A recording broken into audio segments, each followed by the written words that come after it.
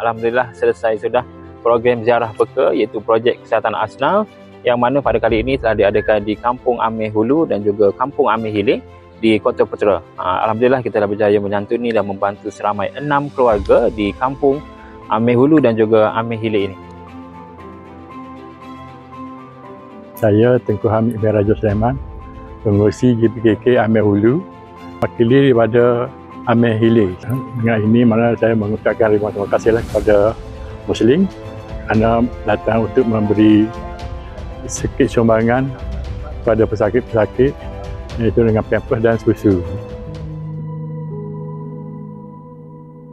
Kita berada di rumah salah seorang penerima untuk program ziarah peka, iaitu Cik Wan Azmi. Cik Wan Azmi telah terlibat dalam kemalangan pada tahun 2014 dan potong kaki pada tahun 2017. Dan sebelum tu dia pada tahun 2016 dia dah kena serangan stroke lah. Betul tak? Sekarang kita berada di rumah penerima yang kedua, iaitu Ani. Yang mana Kak Ani ni telah diserang sakit stroke 2 kali. Jadi hari ni alhamdulillah kita bagi sedikit sumbangan kepada pokok dan juga Kak Ani, pampers untuk kegunaan harian Kak Ani lah. Sekarang kita berada di rumah penerima yang ketiga, iaitu Encik Razali, yang mana beliau diserang penyakit stroke selama 8 tahun dah. Selama 8 tahun dan sekarang ini dijaga oleh isteri dan juga anaknya lah, Encik Alia. Penerima yang keempat iaitu Puan Esa, yang mana beliau mengidap sakit jantung, sakit usus dan juga darah tinggi dan kencing manis lah. Dan sekarang ini beliau dijaga oleh anaknya, Cik PA.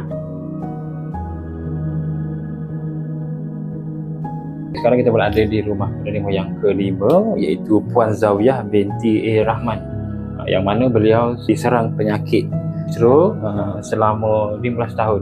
Dalam 5 tahun ni dia terlantar lah. Jadi hari ni kita mari bagi sedikit sumbangan pampers dan juga susu untuk kegunaan harian Puan Zawiyah lah. Jadi harap sikit sebanyak boleh meringankan sikit benda, insya-Allah.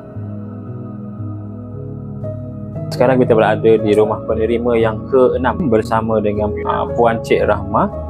Beliau mengidap sakit paru-paru berair, serut sebelah kiri, dan beliau dijaga oleh cucunya lah. Jadi hari ni kita mari bagi sedikit sumbangan lah, pampers dan juga susu untuk Kak Moh lah. Muslim Malaysia ingin mengucapkan jutaan terima kasih kepada penyumbang-penyumbang di luar sana, kerana tanpa derma dan sumbangan anda, mungkin program ziarah peka ini tidak dapat dijalankan. Jadi teruskanlah menyumbang, kerana sumbangan anda mampu meringankan beban asnaf-asnaf yang memerlukan di luar sana. Janji Allah kepada hambanya di dalam surah Ar-Rahman ayat ke-60, hal jazaa'ul ihsani illal ihsan. Tidak ada balasan kebaikan melainkan kebaikan juga. Jadi sekian sahaja daripada saya untuk program ziarah peka pada kali ini. Assalamualaikum dan terima kasih.